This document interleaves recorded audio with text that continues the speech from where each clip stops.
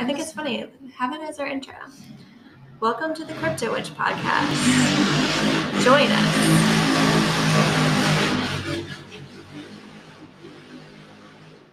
Welcome to the Crypto Witch Club Podcast.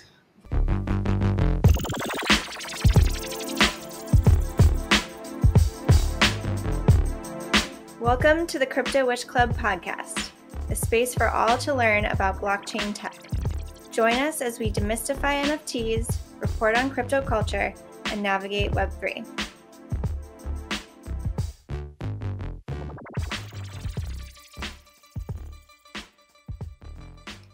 Hello, witches, and thank you for joining our very first Crypto Witch Club podcast episode. I'm Shirin Carmel Bucknam, co-founder and lead witch at Crypto Witch Club. I'm joined by my fellow co-founder, Kaitlin McGowan, to dig into all things blockchain and Web3. On today's episode, we're chatting about the Super Bowl, from Larry David for FTX Exchange to Coinbase's iconic bouncing QR code. We'll also share our crypto journeys with you and what the crypto market looked like when we first got started in 2017. We'll walk through software and hardware wallets together and talk art laws and the Birkin Bag NFTs by Mason Rothschild. Enjoy! So, what is it? FNX? FTX. FTX. I've never heard of this. It's an exchange. Have you heard of it? I've heard of it. I don't use it, though. Okay, who uses it?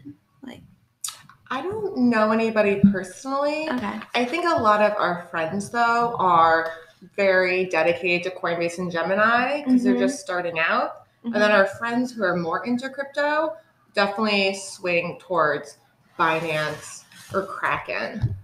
So it's not one we see a lot personally. But I love Larry David. It was a very Larry ad. Yeah. It definitely, don't be like Larry thing is hilarious because he's awful all the time. It gave me major Curb Your Enthusiasm vibes. Yeah. And I think it was a lot more fun than the Matt Damon Crypto.com ad we've seen in the past because they had the same intention, which was, I think the theme was really FOMO, where it's like, don't get left behind. And that's really what we saw people leading with, but it was done in a funny way versus Matt Damon in space. Yeah, it seems like they were trying to pick up on that same thread and do it in a different way. Totally. So that people could laugh about it. And I think it's the thing we see so much because you and I have been in crypto for years. We see the FOMO in real time with people. So I think the scene at the end of Larry David being like, nah, I'm good, after he makes all these historical mishaps is hysterical. I was worried that he was going to be into it for a split second. I was like, oh no. And it would ruin the whole vibe. But I thought it was cute. Can you imagine if Larry David got paid in crypto to do that ad? Do you think he did? I don't know. I feel like Larry David wouldn't take crypto because as just an older investor, it might not be the time you want to invest in volatile new technology. Yeah. I feel like older investors tend to look for more solid, even keeled investment opportunities because they don't have time to ride out a bear market for 4 years. Yeah, but maybe he's investing for his kids. For the future. Cassie David. Yeah. True. Doesn't he have foundations and stuff set up? I don't know. It's Larry David. Okay. So do you want to walk us through the ad? Sure. For context? So Larry David is on the scene during these big moments in history, the invention of the wheel, the Walkman, the toilet. Coffee. And he is just his typical self and poo-poos each thing. He's like, nah, that's lame. I don't need that. He says, a man on the moon, I can't even get a tuna fish sandwich without celery. Oh, yeah. It's too far. I can't go to the moon. No one's going to go to the moon. But he's like standing in the space station, like as they're doing it. And he's like, nah, it'll never happen. So then finally at the end, I'm assuming it's whoever invented FTX or like. It's probably a paid actor. You think? I don't know. I'm going to research that. I want to know. But like he's telling him about this new exchange. And Larry is like, nah, I'm good. I'm almost never wrong about these things. Yeah. Pretty hilarious.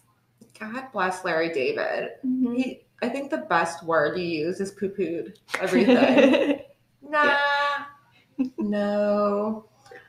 I thought it was so great because it did what the MattDamonCrypto.com ad intentions were, but it made it so funny that it wasn't something I feel you could shade as easily.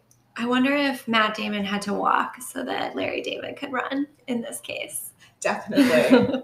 Matt Damon got all the onslaught of the backlash for space travel. But who's going to backlash Larry David when he's saying space travel is impossible and hawking a crypto exchange? It's a lot harder to do with the humor aspect. Yeah. I appreciated it. Consider it was a long ad too. It kept going. They were dedicated. Well, they could definitely like reuse it and shorten it, and for sure. Yeah. I mean, we'll be seeing that more. I bet it's definitely 5 ads in one. Yeah. So good though. I wonder how they got Larry David to agree. Like, I wonder how. I mean, money. Maybe he's in crypto already. If Larry David's like one of these secret, unsung crypto celebrities, yeah, I would be shook at. But hey, stranger things have happened. Ad number 2, we're going to talk about Coinbase. Coinbase catering to the elder millennial crew. Yeah. Who remembers the infamous DVD logo screen. Mm-hmm. So for those who are in the know, the DVD, when it first came out, had this brightly colored logo that would just bounce around on the screen as a screensaver. Mm-hmm. And it's iconic. So you would fall asleep watching a movie. You'd wake up, DVD, rainbow logo bouncing off all the corners, all the walls. Mm-hmm. And Coinbase made a QR code that bounced for, it was a solid 30 to 60 seconds. Okay. It was going. And we had this really retro fab dance disco 90s kind of music playing in the background. And when you take out your phone, you actually hit the QR code, it pops up to their landing page. They have a new giveaway, like sign up, get this, referral bonus info. It was a limited time promotion for $15 worth of Bitcoin for new signups. And then they were doing a $3 million giveaway. The app literally crashed. Wow. After the Super Bowl ad for about an hour. Nice. I mean, that's not nice, but I think that's good for, it means like, wow, a lot of people went to it more than they were expecting. It's a good problem to have. Yeah. I'm so mad this isn't something like we came up with in life. I think it's genius in its simplicity. It's my favorite Super Bowl ad. Really? Of possibly all time. Wow. I'm not saying it was the funniest. Like, I'm not going to watch the Coinbase QR code bopping around again. I am going to watch the Larry David commercial again after this talk. But it's genius. And when you spend that much on a Super Bowl slot, that only cost them agency fees. So I looked this up earlier. It was actually created by an agency, which I don't know much about. Yeah, it's by Accenture Interactive, and I looked them up. They're related to the consulting firm, so huge company. It's a big, big company. So yeah, very interesting. Were they doing media before, or was it more just consulting? Well, I think this interactive piece has been around for a while, but I had heard of them as a consulting firm. But it's wow, yeah. I mean, Super Bowl TV spots, huge. So I think because it was so hard down, that made it extra exciting because we had so many fun commercials. Like I love Zendaya with the Squarespace. That was really cute, yeah. With she sells seashells by the seashore commercial. It was really visual and fun. I mean, so many good celebrity appearances. I really like the Matthew McConaughey one we just rewatched, which we'll talk about a little bit. But I think that made the Coinbase one even more powerful. Everybody went so big, and they went like Mac level, Apple level simplicity. Yeah, well, they wanted those clicks to the website, and it sounds like they got them. They got it. Yeah. Genius. And I think the part that hit me the hardest with this campaign was I saw on Twitter that some people didn't get the reference. Oh. And so people all online, keep being like, elder millennials understand completely. But it's funny that Coinbase, I don't think they were targeting Gen Z. They were targeting us and early boomer generation. Yeah, definitely. Which is wild. Which is what I would do with a Super Bowl ad. Yeah. I feel like that's the age demographic of the people watching. Do you know the Gen Z population has more wealth than the millennial population? Very wild. Bleak. It's bleak. But that's why we're here, educating people about crypto and judging Super Bowl ads. So ad number 3. If you know us, you know that I, at least, am not a fan of the Matt Damon Crypto.com ads. I think it just is promoting FOMO. And it wasn't my favorite campaign, although I see what they were trying to do. I just don't think they hit the mark. I liked their one Crypto.com's ad at the Super Bowl a lot more than I liked the Matt Damon one. Okay, why? I felt like it was less patronizing. So to give an idea, to set the stage, essentially it goes into this teenager's bedroom. It's the back in the day, 2003, another lifetime, but it's current LeBron talking to young LeBron, and he's basically just saying all that's coming up for him and, you know, what success is, and really motivating his younger self and telling himself as a kid, like, you can do this. You got this. Don't sweat it. And then it cuts out of him and his young self, like, laughing together, you know, in the bedroom. And then with, like, the backdoor hoop, you know, the hoops we used to have in the back of our bedroom walls. Yeah. Like, the whole scene. The Bird CDs were in the room, like, very early aughts. At the end, it says, fortune favors the brave, crypto.com. Yeah. I like that they didn't specifically talk about crypto this time. Yeah.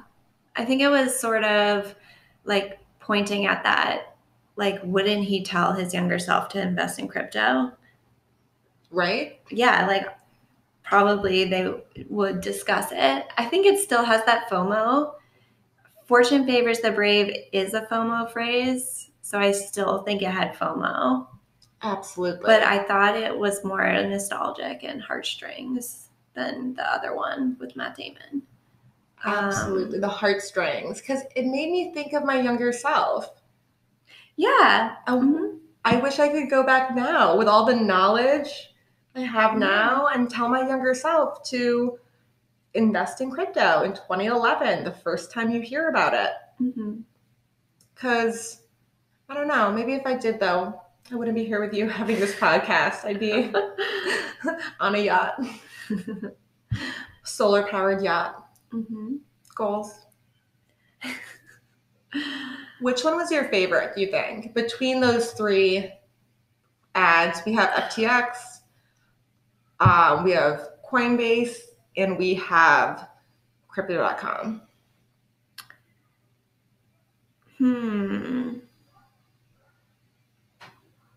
I don't know. They were all like looking towards the back, like looking towards history, which I think is definitely like a brand awareness way to get people interested. Like comfortable almost. Comfortable, yeah.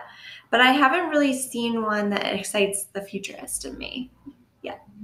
I get that. You're right. They're definitely pulling like look at your, nostalgic flashback vibes in their own ways. That's the consistent thing. With all three of them. FOMO through the roof. Yeah.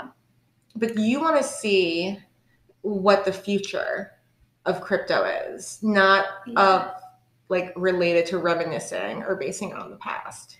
I understand why the ads are where they are now because it's such a moment, like they're trying to get more people into crypto. So they're very general. They're very like FOMO, broad audience. Yeah. Totally. And I think maybe by next year we'll be seeing ones that are like more blockchain related, like how to use the blockchain for good and how blockchain is helping businesses scale and like blockchain for your small business almost. Yeah, or like helping countries in need and all this kind of stuff. Do you think the education aspect of crypto is so layered that it's hard to even attempt to educate somebody about blockchain in 30 seconds? Yeah, I think that's why we're still seeing the ads that are like, my FOMO's through the damn roof. Yeah. Like, it's just trying to get people excited, like just to figure out what it is. Like just pulling at their heartstrings. Like, oh my God, I remember those DVD, screensavers. It's like, I'm going to just, like. It's made for curious minds. Like they just want that first click. And if they can like get you in through that first click, I think they feel like that's like the biggest step in brand awareness. Yeah. And I also think maybe in the crypto sphere, there's going to be like, there's different demographics, right? The people who watch the Super Bowl are consumers. Those are the people that need to like buy crypto and get into crypto. Whereas I'm more of like a creator and a creative. So I'm looking at it like, how can I use it to grow something? And so, yeah, the Super Bowl people are like, they just need to like put their savings. Yeah, consume. Yeah. And it might be like the push for them when I say them, I'm talking about just a really general audience. Because when we do marketing, if you have a broad campaign, you basically are targeting everybody in the US, for example, would be a broad campaign. And that's what the Super Bowl needs to appeal to from advertisers. But I think it's really key what you said, where there's so many smaller demographics of crypto related people that make up that bubble. And we do have these consumers and people who want to get into it or invest into it and grow their wealth. But when you talk about yourself as a creator, it's interesting because I think creators either, if they get involved into NFTs or DAOs or blockchain, just Web3 in general, they either get it or they're super against it because they feel like the creator economy in Web3 is actually hurting them. I think we can use NFTs as an example. There's some artists who recognize the benefit in NFTs and community, and there's other artists who don't understand that NFTs give them real ownership of their work. And for example, they can receive ongoing royalty sales, which is something you can't do with like a gallery partnership. But I feel like people who don't understand what it offers the creative economy really rail against it because it doesn't feel like art in the way they're used to. Yeah. Well, change in new industries is always going to like have like pinch points and uncomfortableness. So I love pinch point as a word. I think that's so relevant to crypto. There are so many pinch points, and every time somebody sees like a new bot account or a scam coin or gets involved in a rug pull, they're pinched and they're not coming back. It's hard. Hey, Shirin, I have some questions about wallets. Yes. I saw a hardware wallet in the news with the Fendi. The Fendi Ledger collab? Yep. I want the Jacquemus one or Chanel. When that Chanel comes out, I'll get it for my mom. But I also just want to know, what is it? What's a hardware wallet? I would love a Jacquemus hardware wallet to put in like the little Chiquita bags. Yeah. 100% would snatch one of those. So a hardware wallet is a type of crypto wallet, and essentially it's an external device. So like a little USB. Exactly. Okay.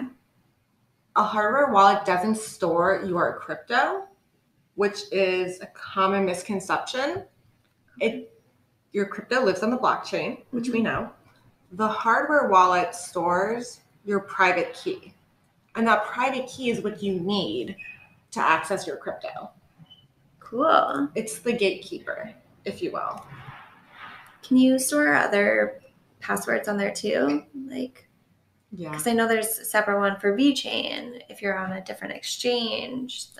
So each hardware wallet has certain blockchains and tokens it's compatible with. So you need to make sure yours is compatible with the hardware wallet you want. So Ledger, there are hundreds of cryptocurrencies and tokens you can store on there. If you look at some other wallets, like I'll use MetaMask as an example, even though it's a software wallet, though that can only hold ERC20 tokens.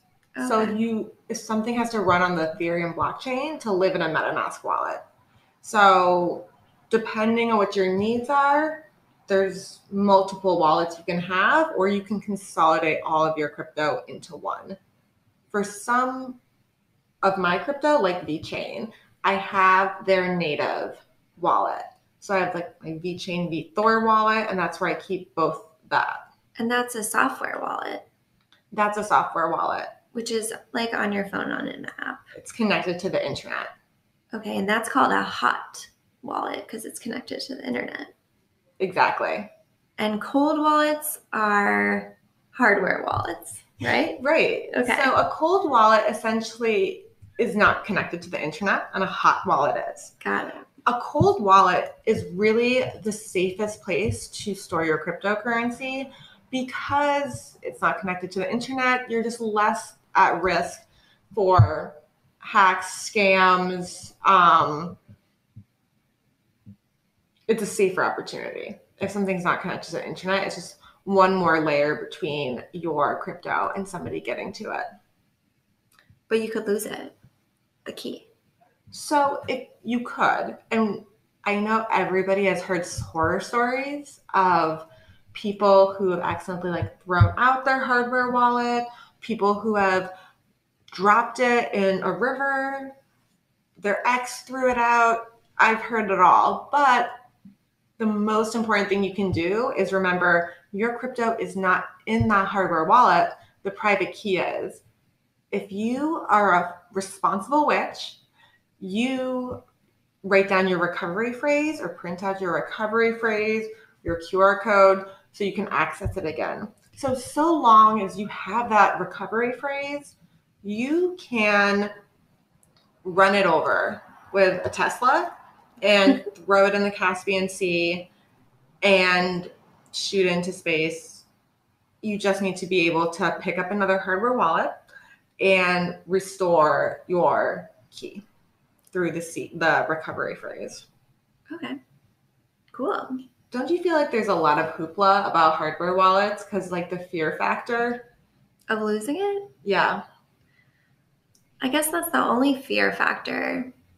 It can be lost though. Like I'd be more worried about. So you use hot wallets, software wallets on your phone? I use software wallets for what I don't have staked. So Shirin, tell me about 2017 when you first got into crypto. I first heard about it in like 2011 because I had a friend who was a developer and very into the tech world. And he knew all about it. I was, interested in it in terms of what it could give you online in terms of the anonymity. But, that's all I really saw it for. It was definitely like a buy your asset online type of thing. And that wasn't my vibe. So I remember hearing about it and I remember being fascinated that it was going up and I didn't really understand the utility. I thought it was anonymous. It took me like 5 years and probably another 3 or 4 people talking to me about crypto and seeing the different projects come out, seeing Ethereum come out before I realized what it actually did, which was, it was a way to securely move money around and actually hold your money without a bank. Like it was the first, aside from putting your money under a mattress, it's like the first, all yours fully, what's the word? Decentralized? Yeah, fully decentralized. Fully decentralized opportunity though, because there's no other way you could do things without a bank before this. And obviously the technology is young, but there's still a lot there. But in 2017, I finally understood the value, what it did, and I was super anxious to just jump in as fast as I could. And in 2017, for context, like Coinbase had 3 crypto projects on it. Like that's wow. Do you remember which ones? Yeah, it was Bitcoin, Ethereum, and Litecoin. Okay. Oh, Venmo has that right now, I think. Really? Yeah. Oh my God. Well, yeah, because I guess PayPal. Even Venmo has grown so much since 2017. Totally. I think which is kind of like a bank-ish. Yeah, it's a fi-tech product. Okay. So I think there's just been so many huge leaps and bounds. But yeah, Coinbase was, first of all, they did not have like the server support to be dealing with this 2017 crypto crush. So it would take like 2 weeks for you to just get in and set up on Coinbase. Oh, wow. It was such a thing. And like, I think the first time I made my first transaction, I knew I wanted to buy XRP.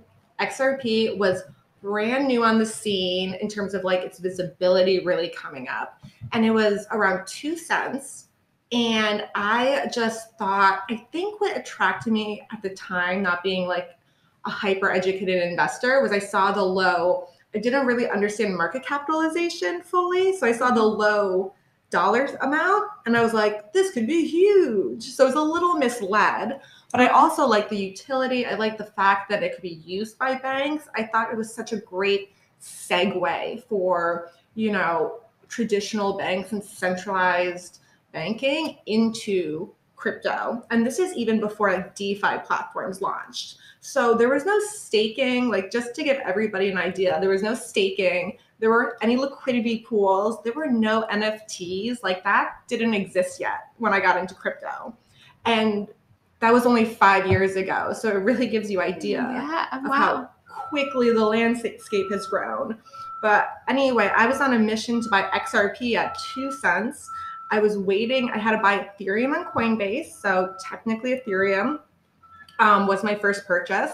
And then I had to wait like a week. So the funds could go through on slow 2017 Coinbase. And it was just like hellish because every day and then past, Ethereum would go down, which I had bought in on, and XRP would go up.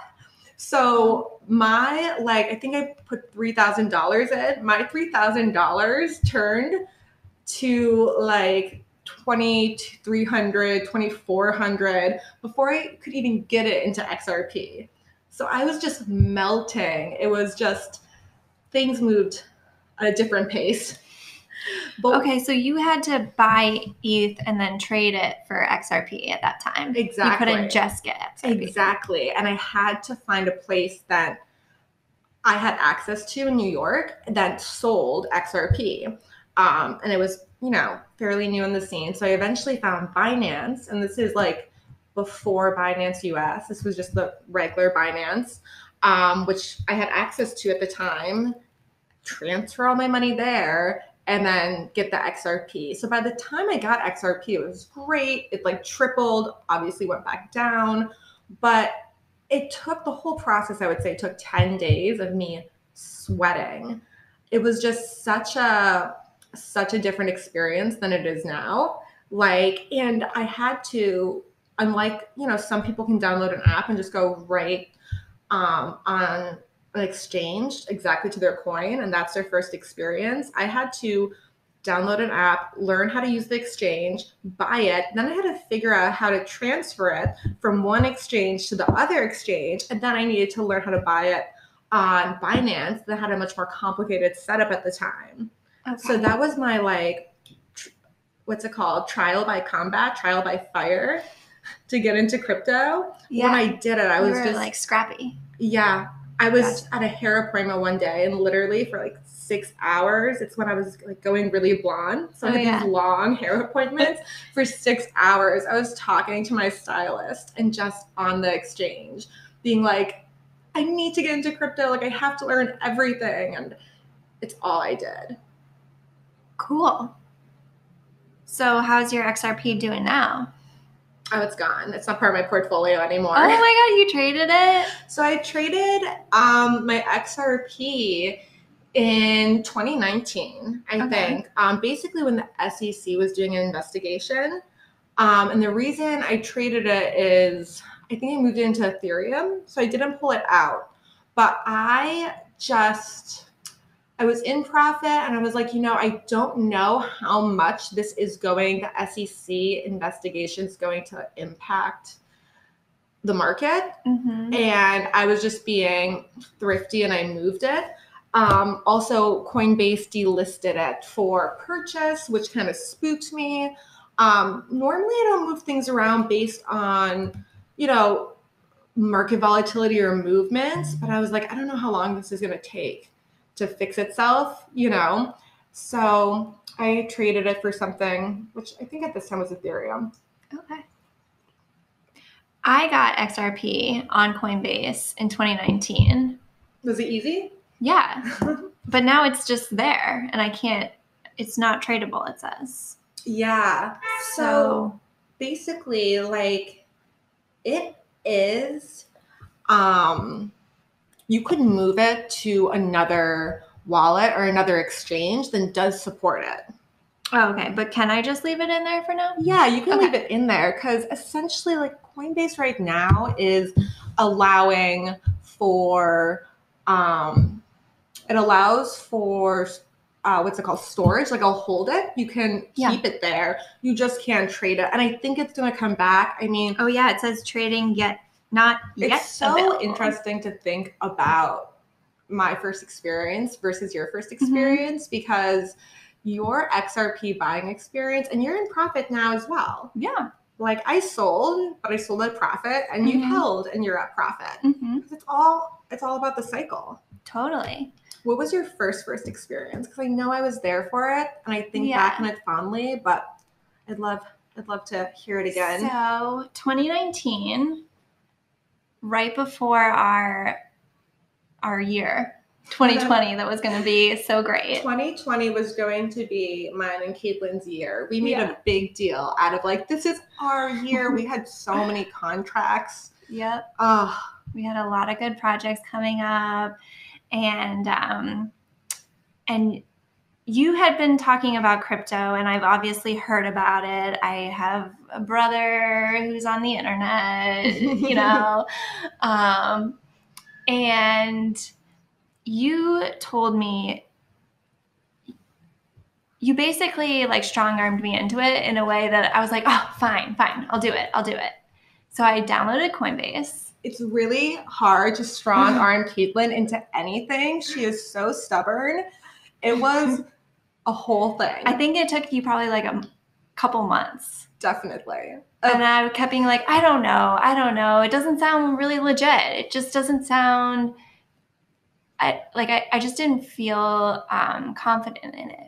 I also wasn't as good at explaining it at the time. And that was also around the time DeFi was just coming out. So I was really learning about it more. So I probably gave you a really garbled explanation. I was just like, do it. Listen, like, don't even listen to me. Just do it. No, I thought it was good. So I like to learn new things. So having you explain the basics to me and knowing that there were more things to learn excited me about it. I invested in Tesla stock a few years ago. And you had a few other stocks as well, too. Yeah, so a few others. You understood the landscape and kind of like the basic financial principles necessary for a market, like being in it. So I applied that to crypto and could like understand, and then all of your teachings really got me into it.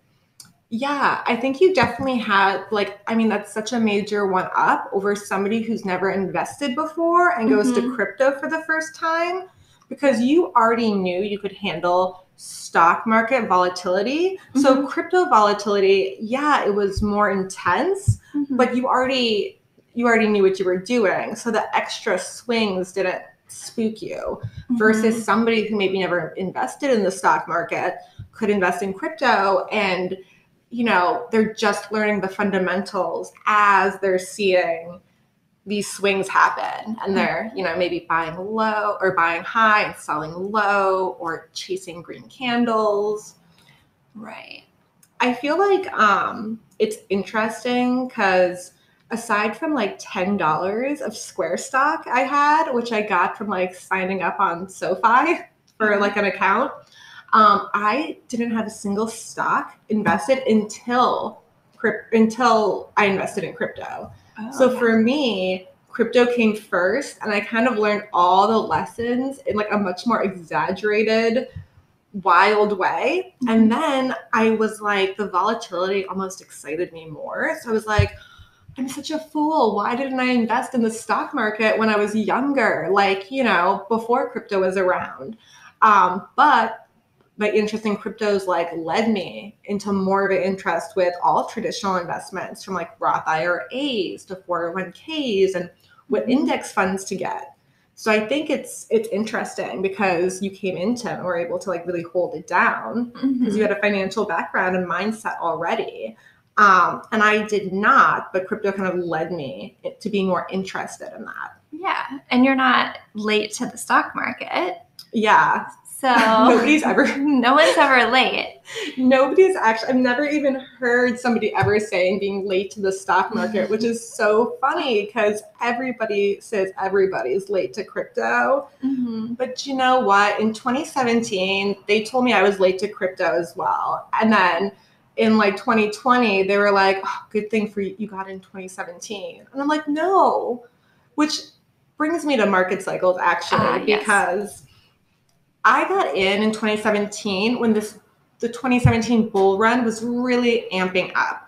So I got in, I saw everything move up, and then I saw everything go down. And I'd done my research. I knew buy low, sell high. I know to hold through dips. I know, when volatility presents itself, it's a buying opportunity if it's low.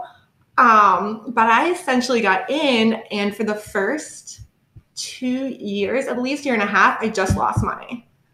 And every time I would lose more money, I would just put more in because I didn't understand how long this bear market would last. I was like, any week now, we're going to shoot back up.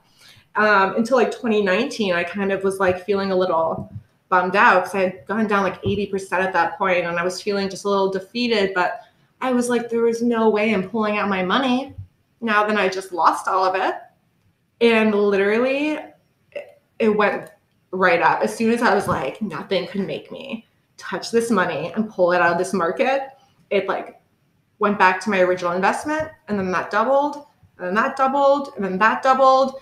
And even, you know, with this big dip, I'm not sweating because, you know, if you want 100% gains, you have to be cool with 80% losses, you know? Yes. You got to take the bad with the good. Like, volatility is great. We do have these runs where I've had coins go up 800% in a week. But then you can't get mad if they go down 300% afterwards. It's part of the game. We definitely subscribe to the like big picture.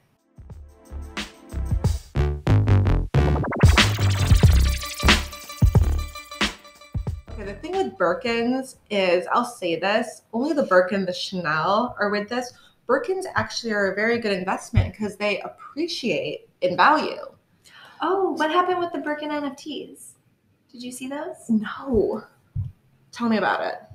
They were going to try and sue the artist. Oh, because an artist made like interpretations of Birkin bags and like unique. It was like the degenerative part was the like textures of the bags and the colors of the bags, right? Like some were fluffy and some were.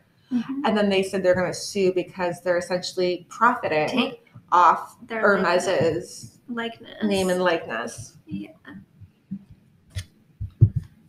Yeah, I mean, I think it's tricky because, as you know, and Kaitlin, maybe you can speak to this. Like, you have a design background. Like, part of doing that is interpreting other things. So when does it become actually a breach where you're trying to profit off this other brand, and when is it actually art? Because to me, I feel like this is art. Why should Hermes own like the image of this iconic bag? If I take a photo of an Hermes bag on a chair that I'll have one day, that doesn't mean Hermes owns that photo. I should be able to sell that beautiful photo in a gallery, right? Because I'm a photographer, and that Hermes was photo was a statement. Yeah. So I'm like, if he's doing these crazy I'm like, I think it's just you like being late to the metaverse, and I'm like, that sucks. I'm like, would I do that though? I'm trying to think, if I was Hermes, I'd probably do that too, but I'd probably be doing it only if I was interested in being in the metaverse. I'd be like, I don't know, the artist isn't claiming he's... I think they should thank the artist. They should thank the artist for getting them some cred. Yeah.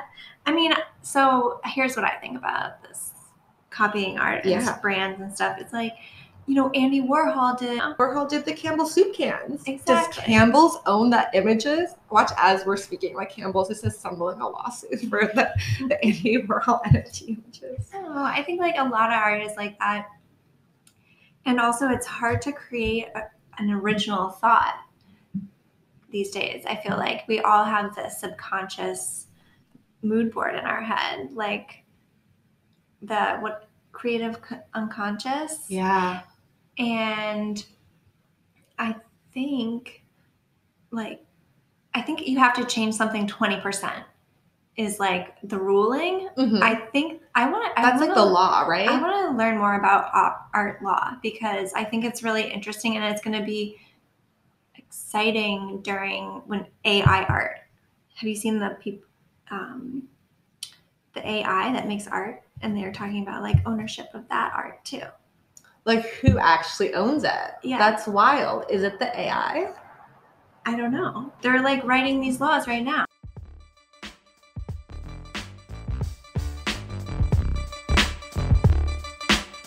Thanks for listening to the Crypto Witch Club podcast.